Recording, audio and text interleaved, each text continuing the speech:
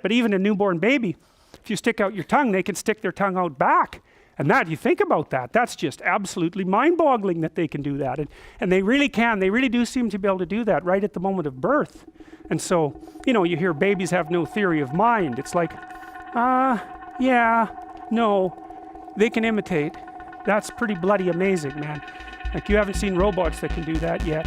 Although there are robots now that you can teach by moving their arms. You move their arms, and then they'll do it. And so you can actually program them by moving them, and then they'll just repeat it. And so they're getting damn close to imitation. They're really getting close. And then look the hell out, man. Because they're going to be imitating each other as well as us. And they're going to do it so fast, you just won't be able to believe it. So that's coming. Welcome, everyone. Welcome back to the Pinedo Brothers Podcast. I'm JP. My brother Peter is again not able to join us. He's away learning how to serve our country a little bit better at Officers Training Camp. But we've got a great guest that I can't wait to introduce. But before even we introduce, I wanted to mention that PinedoBrothers.com is just about live now. Probably by the time we post this, it'll be live, PinedoBrothers.com. So check it out. It's got a lot of fun stuff. And if you sign up on our website, I'll send you a early draft of our next project we have. It's a little bit of a passion project. I'm a huge nerd. You probably figured this out already.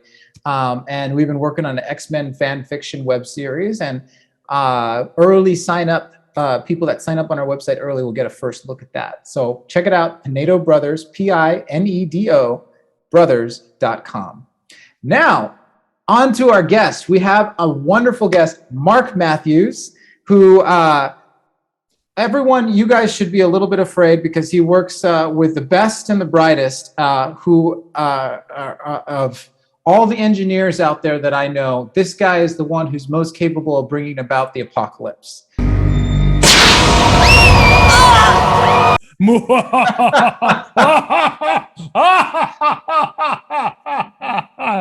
So good to be here. Mark Matthews, thank you for joining.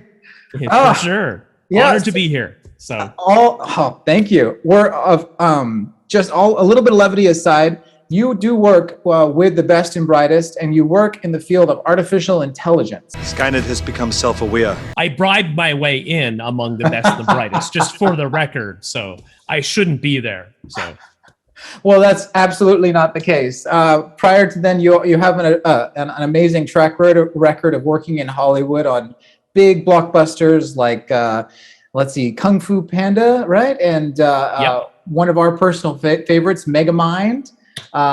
Just to name a couple. So you've worked quite a bit in animation, and now you're working to bring about the Terminators. Correct. Yeah, Skynet 1.0. We're just about ready to release it. So. Okay, so I guess my first question then is a bit of a softball. How long do you have before Sarah and John Connor come after you?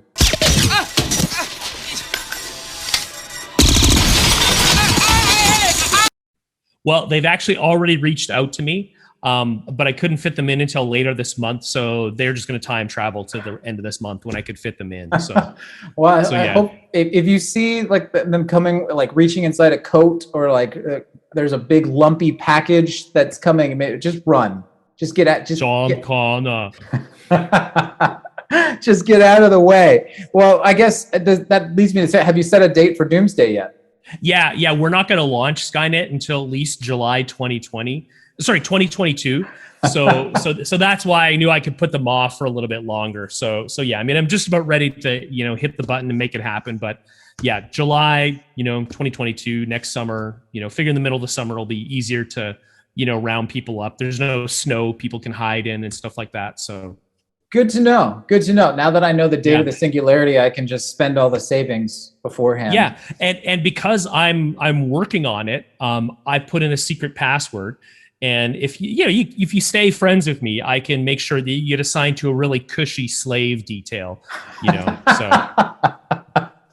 Well, thank you. I appreciate that. You've got it so organized. The least I can do for my friends. Okay, so tell me more about this whole singularity. This is a real thing. People are convinced that at some point artificial intelligence is going to be able to take over the world. I mean, just look at all the latest Hollywood blockbusters, time travel par excellence. So what is this singularity that they reference, and which is so frightening to us? And what can you tell me a little more about it? Yeah, sure. So you may not have heard it called the singularity, but I'm sure, like you've alluded to in all these Hollywood films, you've certainly heard of the ideas. Most people have. And it's this idea, basically a mathematician by the name of Irving Good in 1965. He said that if you could create a self-rewriting AI, this would unquestionably lead to an intelligence explosion. So the idea being is that if you could make an AI that would write another AI that was maybe even just 2% smarter than it, that one could then go on to write another AI that was 2% smarter than that one. And this would keep compounding, and you'd get this exponential increase. And then before you know it, it's AI, it's super intelligent, it's going to take over the world and subjugate humanity to a life of slavery. And it's the end of the world as we know it. Face a new nightmare, the war against the machines. Basically what the idea of the singularity is. I think it's great for sci-fi movie plots, but I don't think it's at all based in reality at all. We can talk about why I think that's the case, but the fact that people take it seriously is something that just like kind of baffles me. So, okay, well, let's see. Playing devil's advocate here. People taking it seriously, I've been working in machine learning recently. I'm taking a data analysis class, and I'm working in machine learning. There are some incredibly complex calculations that we're working on where we can start to predict things, and we're teaching the machine through trying to make our algorithms better to be able to predict better than what I could predict by just using common sense. And so in that case, the machine that I'm creating is able to foresee the future better than I can foresee the future. Even though I'm the one that's showing it how to do it, so to speak. Sure. Go ahead. So I'll give you my response to that. So, and there's a lot of different ways you can approach the scene. There's a lot of different ways you can disassemble the singularity. I will not argue that you can create an algorithm that is superior to a human in one task. It's the same. I guess it's the same thing that we can have a machine, a front-end loader that could lift more than a human being. Nobody is arguing that we aren't going to be able to make something that is better than a human in one dimension. But just because it's better than us in one dimension doesn't mean that it's an existential threat to you or I. So the real problem with the singularity. So what singularists will say is they will say, well, how that maybe a lion is stronger than a man, but because the man is smarter than it can outsmart the lion and cage it and hunt it to extinction. That if we had a creature that was a more noble creature than man, then it would pose a similar existential threat to you and I. And so what I love about this argument is you can take it and turn it on its head. And so what they're talking about actually is something that's called the progression of nobility. The classical philosophers had this concept of something called nobility. And they said, pond scum, that's nobler than a rock, And well, we could say a plant is nobler than pond scum or bacteria because, plants can harness. They can use bacteria to their advantage, a nitrogen-fixing bacteria in their roots. An insect is nobler than a plant, because it can move around, it can attack plants, it has senses, it can respond to the environment more than a plant ever could. And so you can come up with this hierarchy of nobility. And it's true, every one of the creatures in the nobility hierarchy poses an existential threat to the one below it. But if you want to be truly scientific and base your predictions on previous observations, you have to ask, when have we ever seen a rock spontaneously turn into a plant? Or when have we seen an insect spontaneously turn into an animal? We never see it happen. So how can we say that we're going to create something that's nobler than ourselves that would be an existential threat? So it's the difference between conflating something along single dimensions, such as say speed or strength, but with this idea of nobility, which honestly is very difficult even to explain kind of exactly what it is. Like, nobody doubts that there's this hierarchy that, a plant is higher than a rock, but what makes it so? Oh, there's so many things that make it so. It's a complex of many parts working towards an end. It has beauty, has a cohesiveness to it. It has an almost infinite number of things that you can describe to it.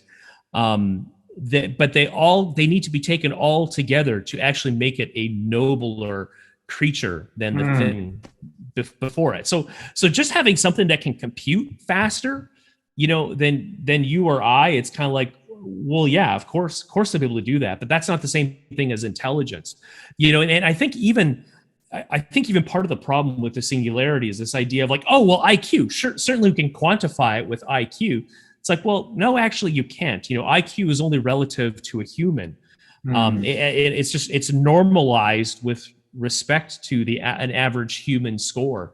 So it's kind of like we can't even really define what this intelligence is. Like, why do we think it would be more intelligent? Anyway, I could go on. There's lots of other ways you can take it apart, but this is, I think the argument for nobility, I think, is one of the strongest.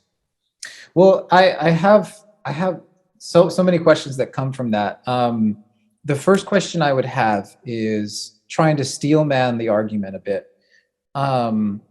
So what happens if you were to create not one intelligence, but 100 that are in 100 different dimensions, or 1,000 that are in 1,000 different dimensions, and then it was collectivized to sort of network all those different dimensions together into one sort of entity? Would that be possible to bring about a singularity? I guess so. The devil is in the details. What exactly do you mean by networking and bringing all of those creatures and things together? To give it a bit of a different perspective. Here's the thing: is we can't even make something that is as noble as you or I. If we wanted to make something that was as noble as us, we would need to be able to engineer a biological organism from scratch that had all the complexity of you or I, and you just think of everything that goes into making a man, into humankind, like, our inner desires, our longings, our interest in the arts, our appreciation for beauty, and all these different things. It's like, could we actually create an organism like that from scratch? Not a chance. We can make, simple, ridiculous, like a way I kind of like describing it is it's almost like the difference between a wind-up mouse and a real mouse. And you could kind of say, well, yeah, on the surface of it, they sort of both look like they're doing something. They're kind of moving.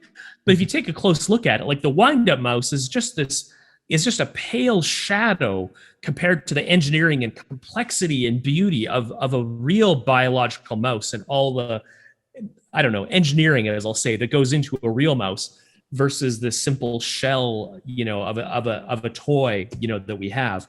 And the reason I like that example is it kind of speaks to how easily fooled we are. We start to see something that, it sort of mimics a mouse. It must be really close to being a mouse. Yeah. But when you really look at it, it's like, oh my goodness, no, the real mouse is infinitely more complex than this little wind-up toy that we have.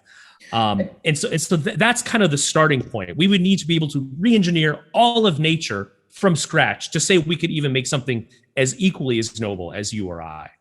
It sounds like what you're saying is something you've seen firsthand. You worked in animation prior to AI, and you your job was, along with hundreds of other people, obviously, but your job was to create pixels that people would somehow project life onto and say that that panda is real. You know, he's that's Poe. He's a real thing. You know, and so maybe what's happening here with all this fear about the singularity is people doing what people do, projecting life onto that which doesn't have life. Just like an animated character, Poe's not really alive in that movie, but we project, we give emotion to it through this strange, you know, human condition that we have. It's so true. Like the example I always love talking about with that is, you know, people has asked, like, well, will we ever be able to make an AI that is, you know, equal to you or I, sort of in consciousness? Can we ever make an artificial consciousness? And I think that's really hard. But on the other hand, what we will accept as human is ridiculously low. You have people marrying sex robots, you know, in Asia, or marrying holograms. These are real headlines. And so we are so easily fooled. And you think of a married couple who've been married for 50 years, and you hear them say these things all the time that I never knew that about you, even after being married to you for 50 years. You know, it takes a lifetime to really see and understand the depth of another human being. So what I think is interesting too about the singularity is I think it's a manifestation of fears about technological progressivism. Yes. Basically that technology will either become out of our control or take us to a place that we don't want to go. And we've been seeing this fear since the beginning of the Industrial Revolution. So Shelley's Frankenstein or Fritz Lang's Metropolis both portray these ideas kind of very elegantly of like, oh my goodness, like technology, sort of, we don't control technology, it controls us. So we're always inventing a narrative, a fairy tale, as I like to say, about how technology is going to help us. So for example, the internet, it's going to connect us and bring us all together, and there'll be world harmony and peace because, you know, people on opposite sides of the globe will be able to talk to each other. But in reality, it's also like, well, it's made us some of the most distracted, loneliest generation, the vainest generation, perhaps, you know, it's brought pornography all around the world too. So, you know, so the way that technology interacts with the human spirit is very unintuitive and unpredictable. And so I think the singularity, you know, is just kind of just a natural extension of all those things. I don't think anything about the way the singularists are thinking our end is going to come about. Is it all true? But I think there is some true credence to it of like, yeah, do we want to just be blindly embracing all this technology? Is it actually going to make us happier, you know, in the ways that we think it's going to make us happier? So let me follow up on that question. You find you are of all the people I know are perhaps the most accepting of technology. You're always, you know, just look at this conversation. I have a big equipment rack in my room. Is that what you're getting at? It's your time machine. You know, you got your time machine. It's true. It's true. That you're building. For all the viewers, I have this ginormous equipment rack in my room. Everyone calls it the time machine, and it's loaded with every kind of imaginable technology in it. Yes, it's a pretty amazing device that he's got there, and so the condition that let's look. A fellow countryman of yours, Jordan Peterson, a fellow Canadian. He describes openness to experience as something that is a marker for creativity. So if you're open to experience, you're probably on the more creative side. He also says if you're open to experience and on the more creative side, you're more prone to be on the liberal persuasion of politics. Sure. And then on the opposite side, if you're more closed off to new experiences, then you're probably less creative, and you're more prone to be of the conservative persuasion. You are interesting because I'm not going to say too much about your politics here, but you definitely are very open to experience. You're very much open to new technology that's coming in. But right now you now just said something that makes me wonder, well, what do you think of the effect technology's had? Is that something that worries you, all those things that you just said right now? Like what is your reaction to, for example, how pornography has become so blown up into such mainstream through technology? Yeah, no, great question. And I would agree with Jordan Peterson's observation. I can't claim to fully explain it, but I think statistically it certainly is, probably correct. I think my answer to that question would probably be that, to take a line from Spider-Man, with great power comes great responsibility. And it's kind of like the difference between a bicycle and an automobile. That with a bicycle, if you have an accident with it, nobody's going to die. You might get maimed at worst or have a concussion or something, but usually people don't die from bicycling accidents. Okay. If you have an automobile, you misbehave or misuse it, far more likely that people are going to die because of it. But with the automobile, of course, you can go much further and do all sorts of things that just wouldn't be imaginable with a bicycle. Mm-hmm. And so it's kind of this perfect case of like, well, you don't get to use that automobile unless you've proven that you know how to use it responsibly. And I think that goes in all areas of technology, that we need to learn to use them responsibly. And even interesting story too. I don't know all the exact facts about this, but it took a while for things like seatbelts to become mandated with cars. It took, I don't know, maybe even like 50 years, I think, or something like that, until they realized like, oh, we actually should legislate these. And then probably like another 75 or 100 years until airbags, became mandatory on these things. And so I think we're just starting to see like inklings of those kind of effects, with technology and the internet. We're kind of going, oh yeah, we're a lot lonelier. I'm using Facebook as a substitute for real face-to-face conversation with my friends, and it's not meeting that need. And it's kind of like, and we can't put the genie back in the bottle. We're never going to go back in time. No. So all we can do is learn to use it properly and responsibly. And I join you in your optimism that we will. I hope I'm not presuming too much. Yeah, no. Yeah. Actually, you can join me in my hippie commune. We're going to do it with power, water, electricity, sewage. We're going back to the caveman days. Sounds good. This is the plan. Well, I mean, right after we launch Skynet, I'm going to go create an alternate universe world, just like in The Village, M. Night Shyamalan's Village. And we're going to live like that with no technology. Sounds great. I'll tell my wife right after this. Okay, awesome. Getting back to AI, tell me how I love the phrase, when androids dream, do they dream of electric sheep? That's what the book that Blade Runner is based off of. Yes. Blade Runner. Tell me how does AI really think? That is a great question. So maybe the real question is how do you and I think? And that we cannot fully answer that, but we certainly know a lot of inklings about how things. There's a lot of amazing things we're learning about how humans and how mammals think. And I am no pro in neuroscience, but I know enough to be dangerous, just a little bit. There is a distinction between what they call system 1 and system 2 in neuroscience. And what's interesting is that you can quantify it. System 1 type reactions are the kind of things that we do subconsciously, intuitively, and almost instantaneously. So like listening to language, reading, recognizing things, orienting in space, where system 2 tasks are kind of the deeper thinking type tasks.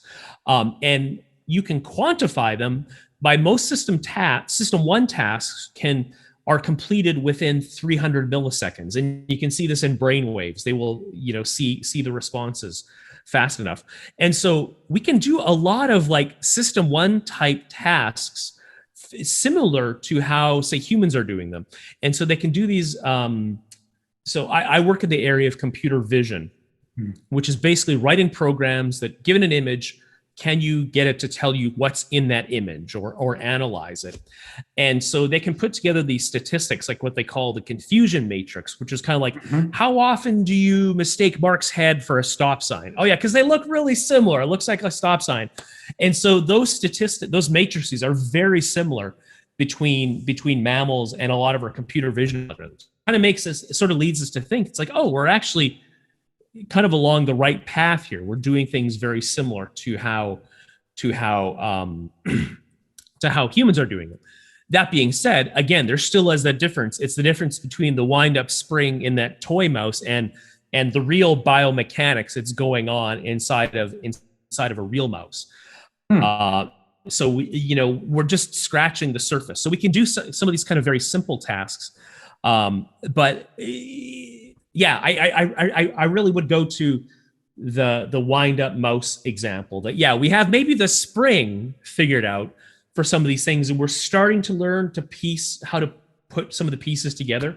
So like we've been doing a lot of very isolated tasks, like just simple computer vision, simple voice recognition. It's like, oh, well, can we start to merge those things together now and use information? So like what they call multimodality. So like, lip reading and, speech recognition. Can they both sort of communicate and have one give information to the other? So that's kind of a long-winded answer, but I would say we're just starting to kind of imitate maybe the ways that biological organisms think. That's so exciting, Mark. I really. That's why I love the field. There's so much cool stuff. Yeah. I latched on to what you said about how the wind up, you compared the simplicity that we're at, the wind up mouse. In a prior talk that you gave at the Chesterton conference a couple weeks ago, which I loved it. Thank you for doing it. Everyone, I hope it's online. I hope they Google Chesterton conference. They're supposed Mark Matthews. Yeah, the American Chesterton Society. It's supposed to be online somewhere. So great talk where you talk about Chesterton and AI and the connection between the two. And as a huge Chestertonian myself, I loved it. So thank you for doing that. But you said how you compared where we're at right now in the field of artificial intelligence to where were maybe 1,000 years ago in the field of chemistry, where it was really more where it was what term did you use? Alchemy, of course. Yes. It was alchemy. And it made me think, okay, that was a very descriptive way of putting it. Look at maybe we're in the caveman that's drawing on the walls right now for art, say, and look, 1,000 or how many, I'm not sure how many years later, there's Rembrandts and there's Rubens and there's thousands of years after that, there's the Rembrandts and the Rubens, and we've reached a pinnacle that they would have never dreamed of having in the darkness of a cave. So right now we're just beginning to have that wind-up mouse. We're saying, okay, well, if we put these two things together, there's an explosion. We don't know why, but it does explode. Old Johnny lost his hands last week. So this is a very it's new. We don't know where it's going to go or how it's going to happen, but it's pretty exciting. Yeah. No, yeah, I really like that analogy. I didn't come up with it, by the way. I know it's been tossed around in AI circles a few times, but yeah, it's like we understand, we have intuition and ideas and we know reproducible things, but we have no foundational theory the same way that chemistry has like quantum orbitals now. And so, yeah, using that analogy of like, how far painting has gone in say 1,000 years, it is kind of exciting to think about all the, kind of interesting things we could potentially do with AI technology for sure. So I am very hesitant to say that we will ever create something with the depth of a human being, but you think about, well, what would the perfection of that wind-up mouse look like? Oh, we could probably make some pretty darn good, mini robotic mice. Probably even right now, if we spent, billions of dollars on it, we could probably make a really, really good robotic mouse. But think about where technology would be in 1,000 years. But it still wouldn't be a real mouse. It still wouldn't be anywhere near the real complexity of it. But that being said, it's enough that it's going to pose all sorts of new social and ethical questions for us.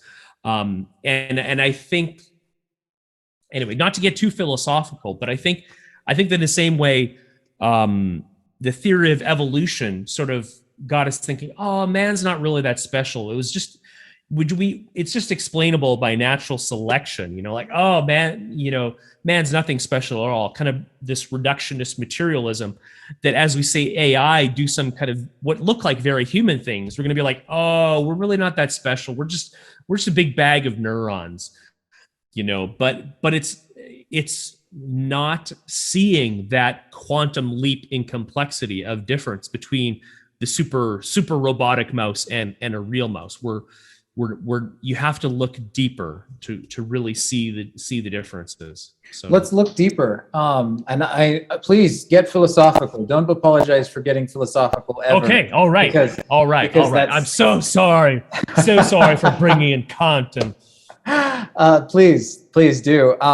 So let's talk about that. I've heard it described. I think it was probably a neuroscientist by the name of Schroeder, if I remember correctly. He was talking about the mind-brain problem, where he said we can know when the brain is working, like there's blood pumping through the cells, the neurons are firing, but we don't really know when the mind is conscious or when the mind becomes inhabits that brain. There's some sort of separation that we can't, but there is such a thing where when the mind does meld with the brain, then there is consciousness. Then there is the idea of self or not self that we're figuring out. I'm looking at my 8-month-old boy and seeing how he is completely conscious, and he was from the moment he came out. Really, just there was a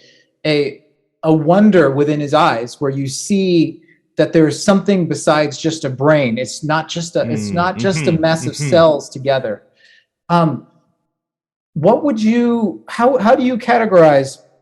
Do you see a mind, like especially in your field, working with artificial intelligence? Do you see that disconnect between when there is an intelligence, when there is brain, and then when there's a mind that inhabits it? So two answers. So I think you maybe would have to ask the question. So I think maybe the level of AI that we're kind of at, or that we're not even at, is at the level of insects. Okay. We can't even really create, I don't know, say the mind of a fly, or maybe we're getting to that level. There are actually efforts to map every neuron in the fly brain, which is fascinating work that I'm following very closely. But we're not even really there. And so to ask your question about a fly brain, is there a difference between, the mind and the brain of a fly? It's kind of like, I don't know. It's so dumb. Is that maybe even really a relevant question? But I don't know. And I think maybe it is. But so I guess in my day-to-day work, I don't find myself thinking about that actual question a lot that much, just because we're so far away from a human mind.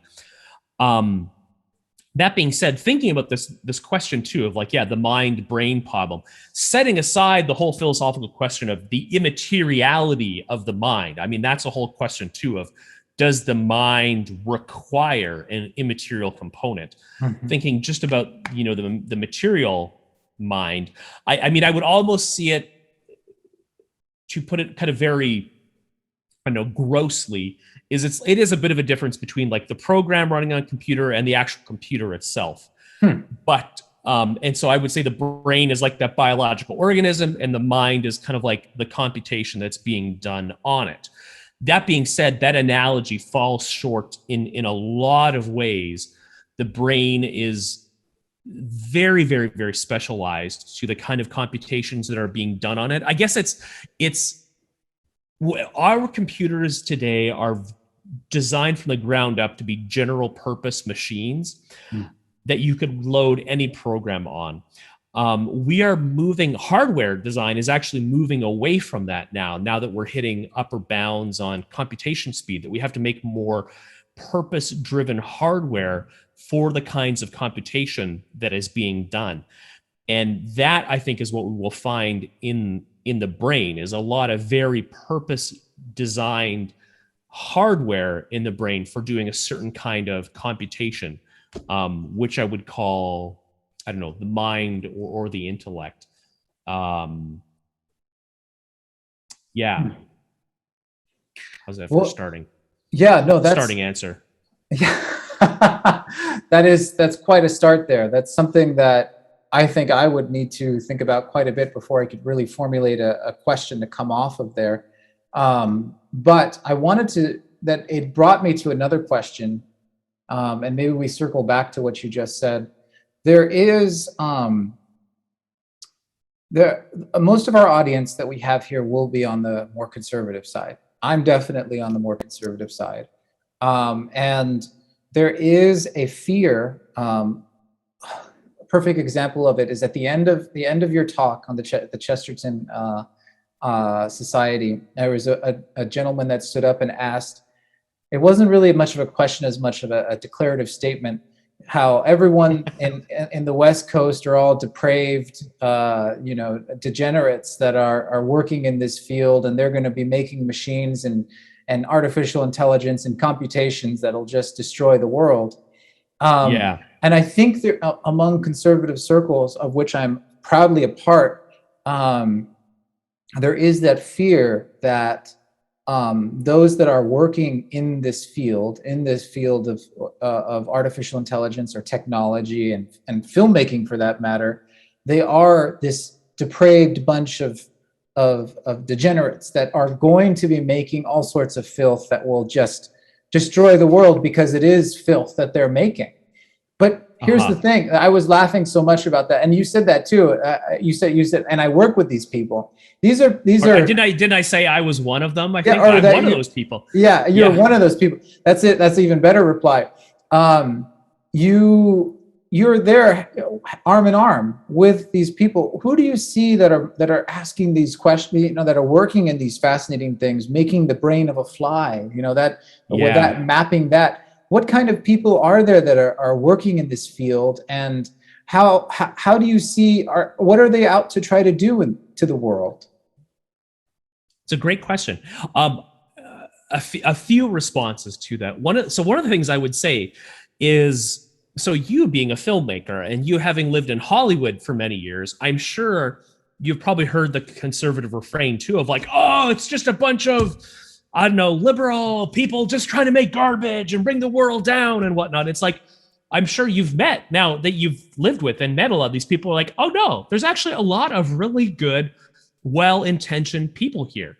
Absolutely. And even the people, that you would say that are making some of this filth, like you get to know them. It's like, oh, they're really not, they don't have that ill intentions behind it. They're misguided. Absolutely. But it's kind of, you really need to see the humanity of the people. It's so easy to just to vilify them and not really think about, okay, who are they and why are they really, doing and making these kinds of things?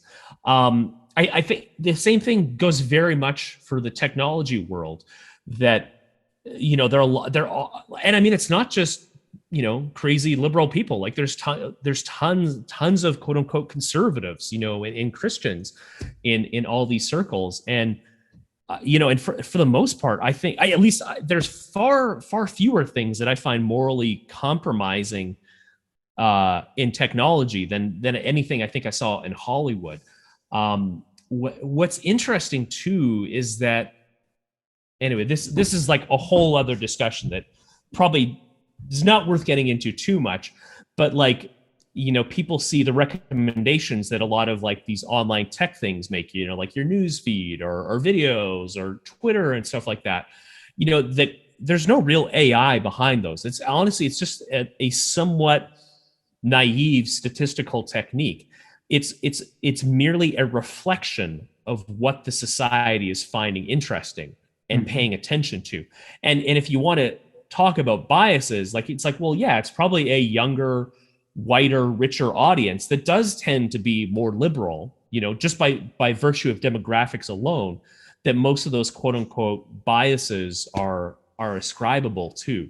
So it's kind of the same thing of like, I guess when you vilify, I don't know, people or an industry like that, just all at once, you're blinding yourself to the nuance behind the issue that it really is far more nuanced than that. So it's something that they're good people, and there's lots of hope for making good things and good technology. And that's wonderful to hear from an insider like you. That's so refreshing to hear. And it's something that I say often whenever I hear about a side being vilified, is that people are people. It's a whole lot of good and it's a whole lot of bad. They were capable of doing something. Well, and go ahead. Yeah. And it's kind of the same thing too. Like, like when you hear about, I don't know, just talking to friends at other big companies and hearing about some of the headlines versus like what's really going on. It's like, oh, media does really have a vested interest in like overblowing this, of like creating something that looks like a headline. A lot of times when you look into, you talk to people on the inside, you're just like, oh, that's really not a huge issue. It's kind of a non-issue for a lot of these things. And so I guess, I guess it's probably, the analogy doesn't translate, I think, so well for Hollywood, but just seeing this, it's not as bad as maybe the media would have us think it is. I think a lot of the time is what I've seen. So is that the truth is boring a little bit, of like searching and finding and figuring things out. Actually, to bring Chesterton into this, he has an essay on the revival of philosophy. And I forget exactly how he said it, but he basically said, you have to come up with your own personal philosophy or you're just going to succumb to someone else's. But he said coming up with a philosophy is really quite a bore. I remember he used those words. And it's kind of true. It's like, yeah, to really do the research and look into these issues, and figure out what's really going on, takes a lot of time and effort. It's much easier to have an emotional knee-jerk reaction to things quite often. So to be outraged. Yeah, to be outraged. Yeah, we've seen that a lot. And that's something that I have to constantly fight with, to try to kind of deny the outrage and go with something that's a little bit more difficult. I had a prior guest who said, embrace a difficult hope and deny the outrage. And it's very true. It's something that we wrestle with every day, especially now we're pushed further and further apart. Yeah. And I don't quite know how to put this into words, but I think quite often, especially when you see people becoming so outraged at political issues, I think people are, I don't know, letting politics take the place of where people's faith should be. Nothing that happens in the world should perturb us so much that we just have this, massive, emotional response to it. Yeah, anyway. I agree. Agreed. Well, just to return to the original thing that we spoke about, well, I guess this isn't quite the original. I want to go back to that point where I was stumped there by what you said, and I want to try to grasp it a little bit more and understand. You were speaking about how our limitations on what we're able to create it's minuscule when compared to that which is material matter, is flesh, is blood. So that which is metal is simple, and that which is flesh is complex in its essence, is what you're saying. And when we go ahead. Keep going. I already have a response. I have the perfect answer for you. No, I'm going to let you say your perfect answer because I want to hear it. So I was just thinking about this yesterday. Okay, so I got a good microphone here, very sensitive. I want to show you a miracle. Did you hear anything? I did not. I think silence, the fact that a biological do we have anything that man has made that can move that doesn't make noise? Not that I'm aware of. Nothing. It's all geared. It has things. It has friction, all sorts of noise. And the fact that a biological organism can move without almost any sound at all is indicative of its extremely high level of engineering, that we don't have anything that can work so silently like that. And so, I mean, there's so many ways you can slice biological organisms and just look at them as their superiority over anything that we've made. And I mean, biological organisms, they're made at the level of atoms. You know, it's all macromolecules and biology. And I mean, we just solved something called the protein folding problem. I don't know if you've ever heard of this before. I've heard of it, but tell me. Yeah. So it's basically, given a sequence of DNA, can you predict what shape a protein is going to fold into from that DNA transcribes? And actually, it was AI that helped figure this out. But it was this huge, outstanding problem in biology for just years and years and years. And you think about it, it's like, well, we can't even simulate all the interactions that happen in one single protein, one single molecule. Like, how can we possibly understand or engineer an entire organism, something with, trillions and trillions of, proteins, in me? So, and I think it's maybe the kind of thing that, if you look at it on the surface, hey, maybe there's not a huge difference between Mark and just a sex doll. They're both just as ugly, but if you look at it with an electron microscope and you really start going into them, there you just see just the infinite amount of difference. I mean, I wish, if you had God's eye, and you could see everything about the state of something in an instant without, having to just look at it, it would just be so obvious, the chasm of difference between the wind-up mouse and a real biological mouse. But maybe it's just me too. It's not just me, but maybe I'm just more aware of these things because I love watching science documentaries and all these kinds of things to just talk about kind of the miracle of biology. So you're making me think of Chesterton, Mark. Chesterton. Oh yeah.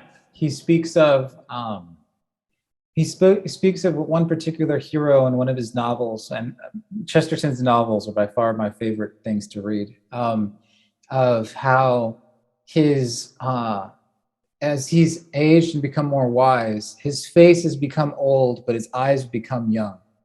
And what he means there is, for example, he's able to look at a tree and see it as if it was for the first time. And this is a child that's experiencing treeness for the first time. And I see that with our baby, where he looks at this world. We walk outside the door and it's just new. It's new for him to see all that. And if he's fussy, he'll become quiet and he'll look around.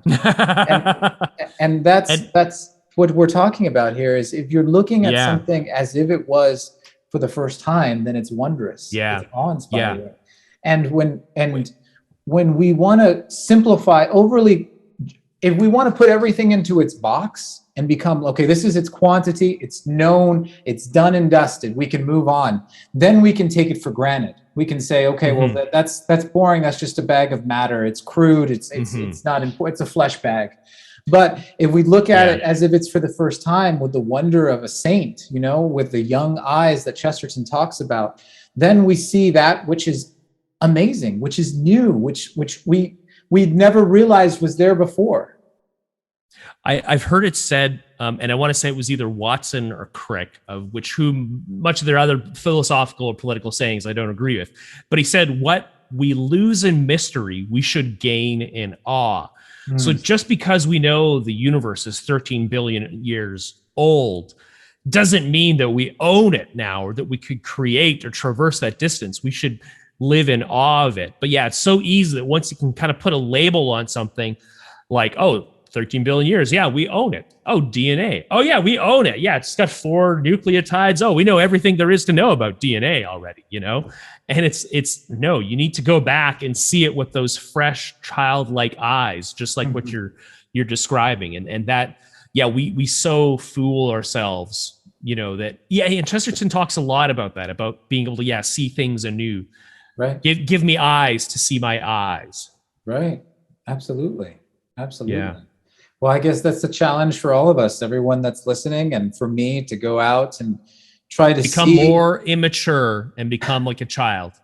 Yeah. Well, let our faces age, but our eyes grow young, to be able to go out and see that which in your enemy is actually awe-inspiring. Not to put too much of a bow on something like this, but I do need to go. I want to try and say goodnight to our baby before he goes down to bed. So I probably ought to. There you go. Perfect lead in. Mark, thank you very much. Did you have final thoughts? What can we look forward to in the next few years with AI? What do you predict? Play the prophet for us. Oh my goodness, great question. The bigger, faster, stronger, everything. I think one of the things I'm most interested or kind of excited about is where robotics is going to go, because we've seen a lot of advances in computer vision, but not all those advances have made it into robotics yet. And so I think we are going to see robotics do a lot more mundane tasks, and I'm excited to see what they're going to be able to do in the next 10 years. So I'm excited to see what you do, Mark. Yeah. Thank you for joining. My pleasure, an honor to be here. So great. Thank you. And I hope we get to talk again, maybe on the podcast again sometime. Hey, anytime. Call me up. I'm willing to pontificate about anything. That's a deal. It's a deal. All right. Well, everyone, thank you so much for joining us on the Pinedo Brothers podcast. We're the Pinedo Brothers, working to revitalize the world of Catholic art through film. I hope you're able to check us out at pinedobrothers.com. We're working really hard on it. We'll put the link in the description, and I'll put any links that Mark wants to send of his work in the description as well, if you want to find out more about him. So everyone, thank you for joining us, and we'll see you next time.